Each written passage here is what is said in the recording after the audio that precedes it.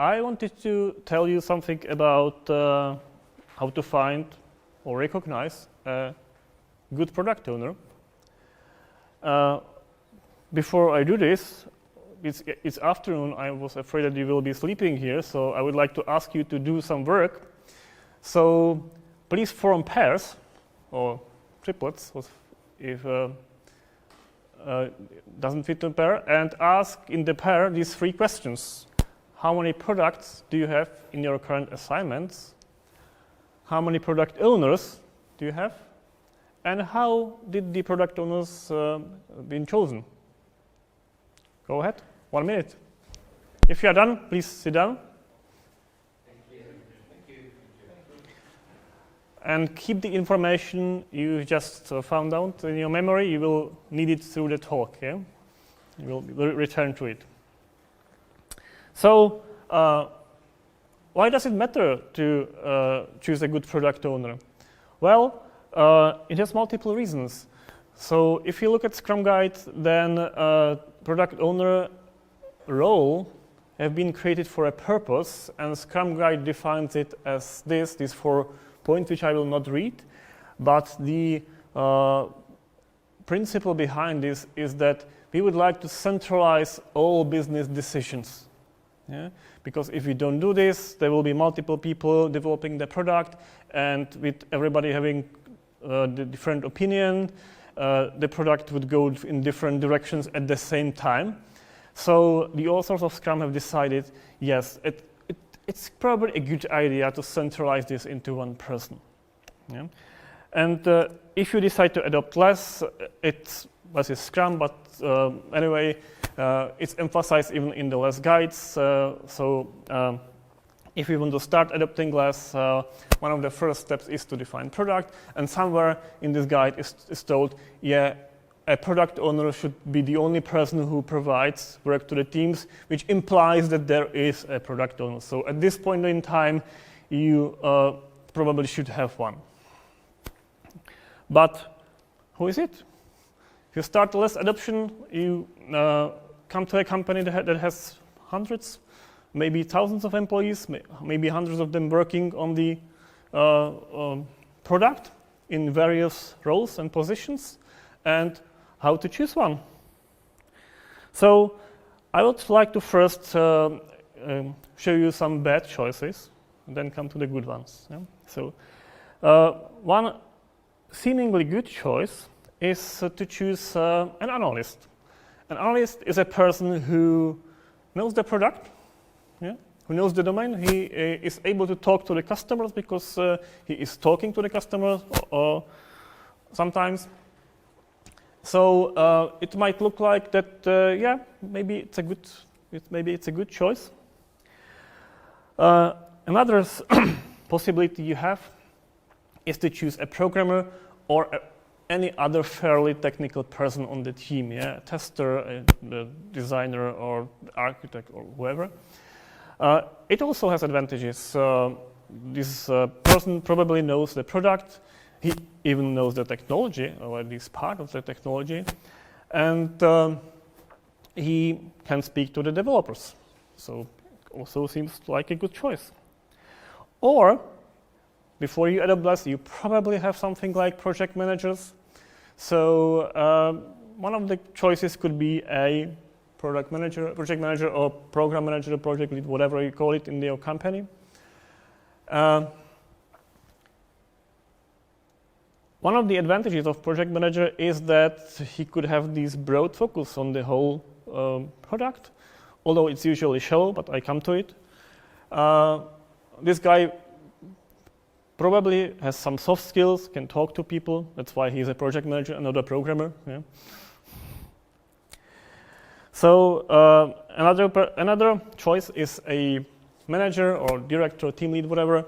The advantages of this guy is that he knows the product, and he can make decisions, and people will respect his decisions. All of these choices have advantages, but they lead to the antipatterns, what I call antipatterns. and some of them lead to some of the anti-patterns. That's why I've ordered it in this way, because it's not one-to-one mapping. So let's talk about the most common one. So the most common one is so-called team output owner, which is the term established by Michael James, LS trainer. And there are different names for this. Proxy product owner, technical product owner, delivery manager, whatever. Yeah, it means that there is a product owner per team, and it has several severe consequences. Of course, number of backlogs grows. You can see this here. There's a backlog per team. You will have more product owners than you have products. It's a good indicator that you have something like team output owner. And this means that also this person is a man in the middle, because and then there are multiple. You need somebody who finally talks to the customer. So there are these layers of management in between. There is a need for status reporting, because this person cannot do the decisions himself, but he needs to report status. Like more of them report the status, and the status is collected, and then finally the person who makes the decisions takes the status, and he makes the decisions. And there is a need for coordination, because these teams work on different things, and probably there are dependencies between them. So this person spends a lot of time talking to the other product owners, or perhaps to the other teams, to make everything run smoothly. And of course, during all those activities, there are all lean wastes that you probably are aware of. These loss of information and overproductions. The teams are working on something and are not aware what the other teams are working on, which delays feedback, and so on and so on. So this is the most common pattern, anti-pattern. In fact, all the other ones are just variations of this one. So I started with this one. So, but I mentioned some of the other variations specifically. One other variation, even worse than the previous one, is a component owner, which happens often when you make a product owner from previously, or so-called product owner from previously a programmer. Yeah. So in addition to being a team output owner, this person is not focused on the whole product, but is just focused on the technology component that he worked on, or he is responsible for. So usually the focus of the backlog is not customer-oriented, but it's technology-oriented. So that's why it's a bad choice, or there's a risk that this will be a bad choice. Of course, focus on technology, not on customers, delays feedback for the users, and again, delays the learning cycle, which delays adaptiveness, and so on and so on. And it encourages the company to create multiple layers of so-called product owners that aggregate the status of the product towards the customer or top management. And dependencies and all the other things that happen with the component teams. Another anti-pattern that happens when you choose one of those choices is so-called scribe, a person that just writes specification. It happens with analyst, and I will just write how you exactly need to do it, and then I will test the result against the specification. And if it's not right, I do not accept this. Yeah, so if you remember the morning talk from Bas, this is a programmer mentality checked by a manager and not a product developer mentality. And choosing a product owner who behaves as a scribe supports this mentality, because as an effect is the teams are not educated in the customer domain. They are just educated in the technology, and they need somebody who writes the specification for them.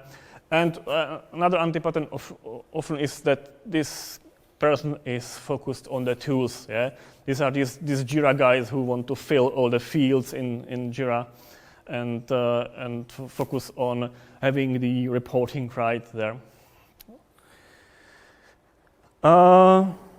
Yeah. So another effect that it has that when you choose one of those relatively low-level guys is that they usually do not own the budget. And they cannot do what they want with their money. So they have to ask for the money if they need more people or if they need to change the way of investment. Yeah, they just cannot do the product-wide decisions. So one obvious choice would be to choose a manager, but there is also a risk with choosing a manager, and this is that if he is a product owner, that he might turn into something more than a product owner. Yeah? Because this person, as somebody told to me, he always holds an invisible gun to the people. So even if he just expresses his wishes, people take it as kind of orders. Yeah? It's a very strong wish that he has. So essentially, he has a conflict of interest because his interest should be to improve the system so that the people are more productive, but at the same time, he wants to deliver the product, and this creates this conflict. And another anti-pattern which is connected to the manager is what I call hamster. Do you know this animal that just hoards everything to his place, like sometimes even in this mouth? Yeah, so he just takes everything and everything is on his plate, and then the availability for the teams or for the customers is quite low. Or another effect could be that he cannot focus. He just needs to solve this and offices and everything, and yeah, that's simply there is a risk that it happens. So one could think that yeah, maybe we could solve it by not appointing one person, but by appointing multiple persons, a committee. Yeah? Well, it's not a good idea as well, because what will essentially happen that either if you have multiple teams, that multiple members of the committee will encourage, push their priorities toward this, and then people will obviously choose the person which is the higher impact on their career.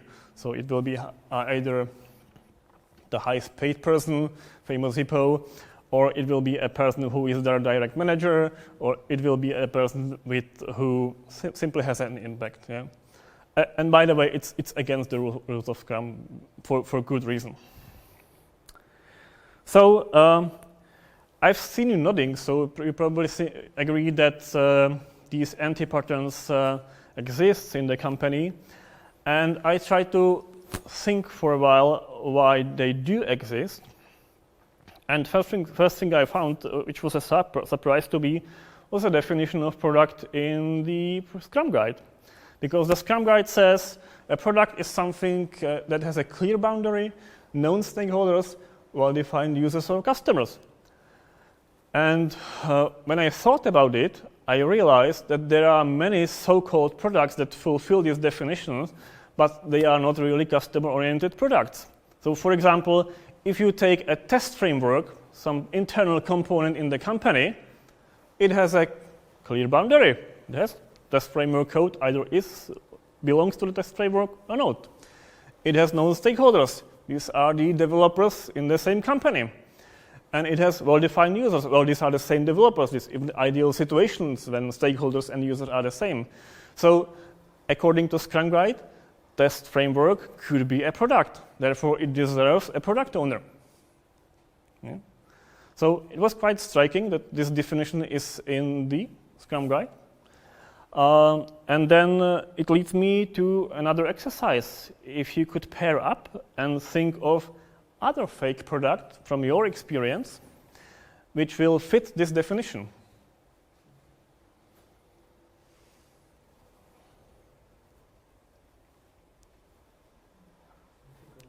For a minute or two in pairs, if you could discuss and think of other examples of products that fit these definitions, but they are still not customer-oriented products.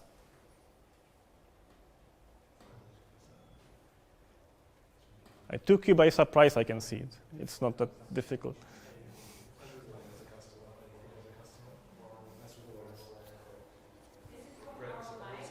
Yes, from your experience, or if you don't have from your experience, then just make something up, yeah? But of course, it's always better if you have something in your company.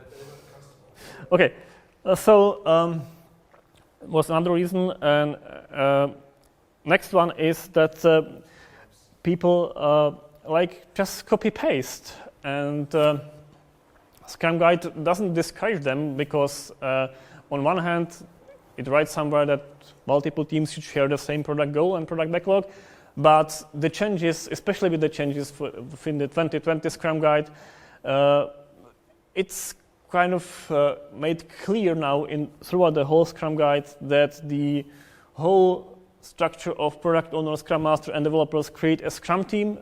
This means that if you have multiple Scrum teams, you have to copy all those, yeah? Which, I hope it's visible from the picture, it's not always what you want. Then there is something which I call communication myth, that teams suck at speaking to customers, so we need a translator. Vocabulary is not enough, we need a person who has skills to translate customer language to developer language, and then developers can focus on developing and delivering features. In other words, we want someone with people skills, and how it could look like, I hope we'll show you in the video. And you bring them down to the software engineers. Yes, you have to do it in a tech.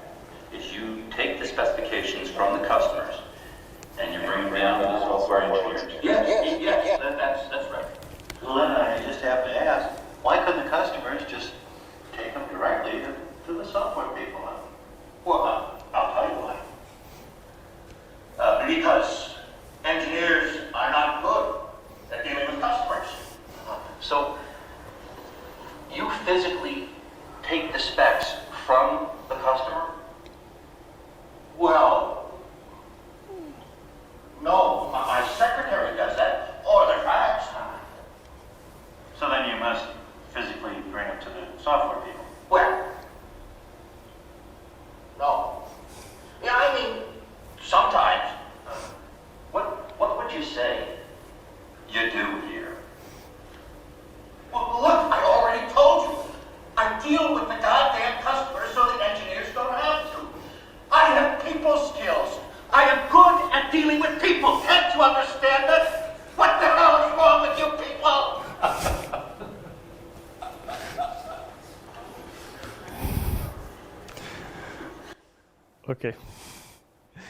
Okay. So that's so much for the translator. Need it? I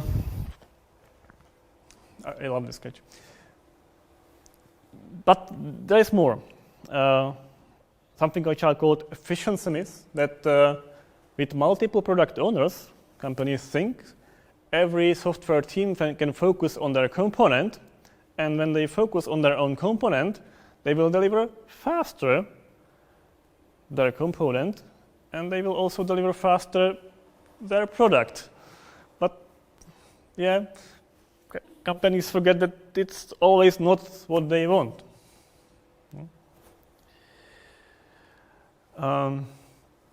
And there are a couple of other reasons. Change resistance, probably aware of Larman's law that companies are optimized to resist the change. So just renaming a project manager to a product owner is the path of the least resistance. So that's why don't we do it? Yeah? There can be also some power games. So if I'm a manager it's good for my career to say I manage 5 product owners and I'm a big manager. So the more product owners I have, the more of a manager I am. There could be some perverse incentives. Yeah, so I'm paid for delivering the feature, so therefore I need somebody to execute it, and the more people I have to execute it, the more likely it is that I deliver on time. Again, forgetting the point that the point is not to deliver on time, but to be adaptive, to be able to use opportunities and to change. Yeah. So, yeah, there are very strong forces that nudge companies towards choosing a wrong product owner. What can we do with that? How to find a better one? In LeSS, we have at least 2 techniques, and the first one is to properly define product. Remember, this is the guide for the LeSS adoption.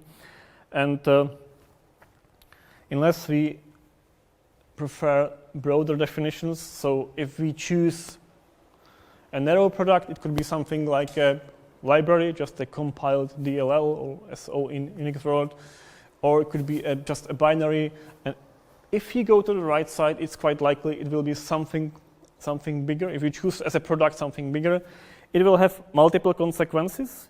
Broader products has advantages, but the benefits that are relevant for this talk is that the broader the product you have, the smaller number of products you have, because the bigger ones, there are just few of them, and the fewer product owners you will have. And the bigger the products you have, the more likely it is that it will be somebody higher in the hierarchy already. Yeah? Because if it's something big, it must be some important person who is doing the job, not a person somewhere low in the hierarchy. So these are the 2 effects of choosing broad products that nudge people in the companies to choose a better product owner than a team output owner. And another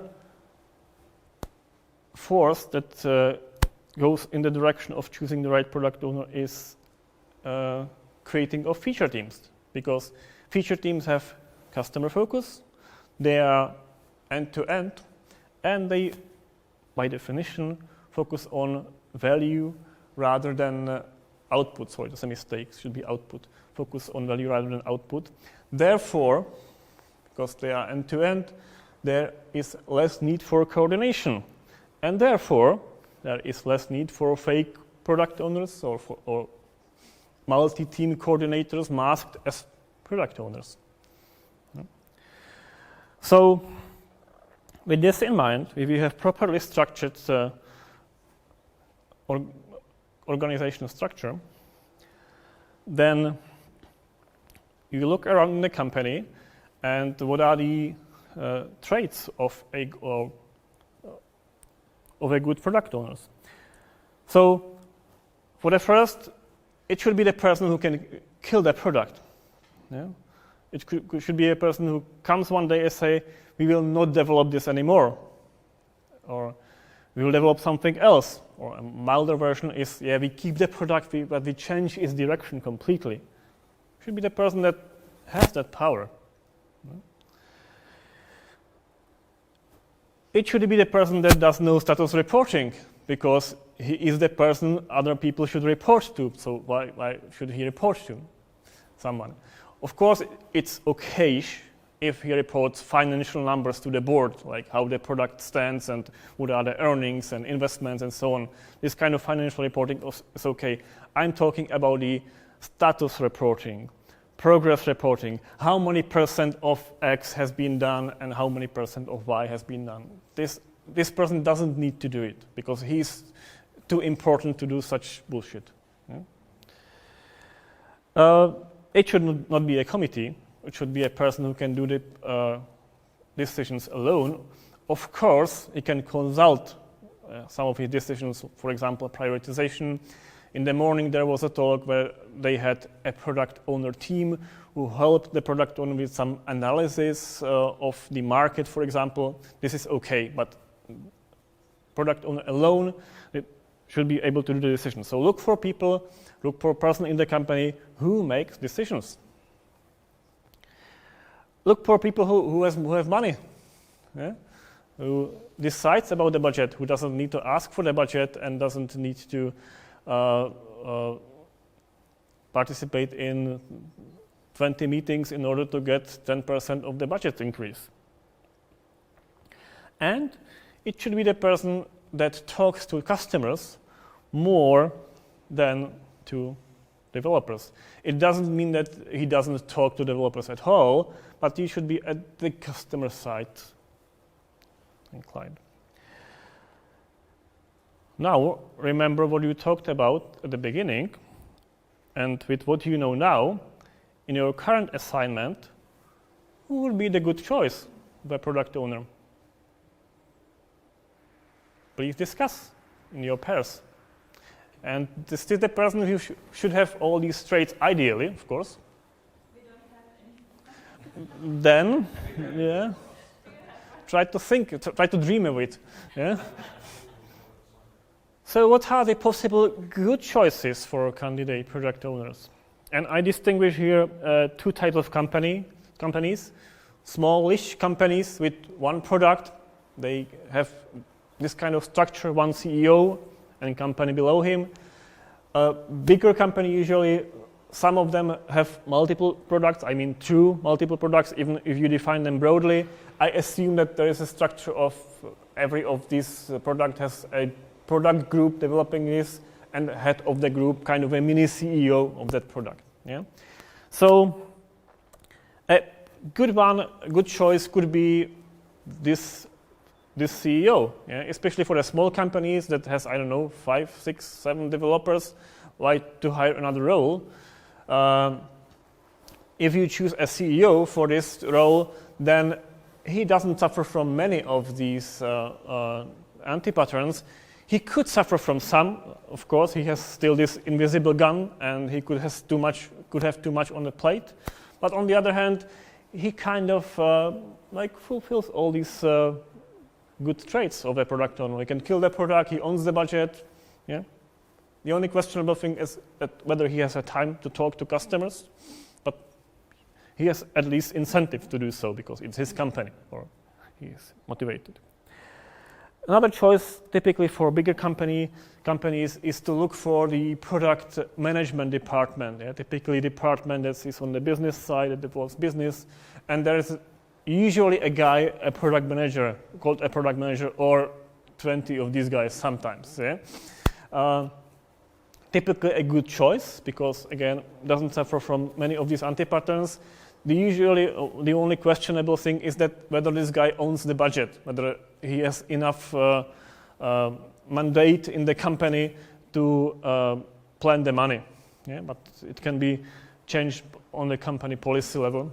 And again, status reporting depends on how the company is structured, whether this person needs to do some reporting to the board or how high he is in the hierarchy. If you do not find any of these two, it's possible to look for the users of the product that you develop, especially if you do internal development and not the kind of internal development Ben was talking about. It was just component masked as this, but there could be good reasons to do internal development. For example, I have been given an example from the Skoda company. It's a car producer in the Czech Republic. It has 30,000 employees, like the whole Skoda holding, and developing an employee portal for such a company is a product of its own, and it's a good one, and it has internal users. So in that case, one of those users could be a good choice for a product owner. Of course, depends again how much mandate the company gives him. The budget is always a thing, and if the guy is not experienced, he can turn into a scribe sometimes. But again, then it's about education and not usually the problem with the wrong choice of a role. Sometimes this person just needs to be hired, yeah, because there's no one suitable in the company. There's no one using the product. Or if there is no one using the product, then maybe the company should think about it.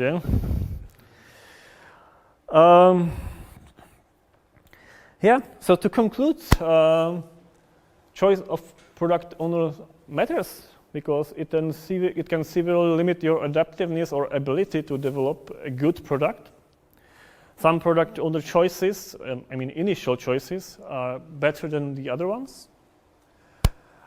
Product definition helps here to choose the right product owner because it kind of nudges you towards the right direction. You should first look at the product management department because if you live in a large company, chances are that there is a product management department, so this is your choice. Or you can hire and make sure that this person has enough competencies and mandate to do it. Thank you very much for your attention. And now we can continue the discussion, or I can take your questions. I will have one question. What would you recommend to recruit a product owner internally or search for him or her on the market? If this is a product for an external market, then the perfect fit would be somebody who already uses the product. So probably somebody external. If this is a product used internally, that then could be one of the users that uses the product from the internal company. So it depends. We used to talk in the smaller group that you cannot be a prophet in your own country. Mm-hmm. So sometimes if the company lives with the product for Mm-hmm. long, Mm-hmm. you cannot be a revolutionary or a prophet from this company with this product. So we need someone external. Yeah. I have seen good examples of people who changed the companies and became product managers in our company, but it doesn't mean that that's the only choice. So yeah, it could be a good choice. Yeah. If you have a copy-paste Scrum, a lot of product owners, 20 plus, and we chose we have 2 or 3 products and 2 or 3 product owners, real product owners. What to do with other guys? So LeSS principle says job safety, but not role safety. So if I were the consultant there, I would give people the choices. Either you find another specialization inside the company, could be that maybe there are other products in the company, other departments, or they could become team members if they could do product development. And remember, product development is not just programming, it's also talking to customers, talking to stakeholders, doing analysis, doing, even some usability testing, whatever, yeah. Like quarters of product owner, like help team. That could be a choice if you have a really big product, to have the product owner team supporting product owner, but I would not stress this. Like, this could be an exception, should be an exception. So default option is to join the teams because this is where the product is being developed. Okay. Or other options are kind of substitute options. Yeah.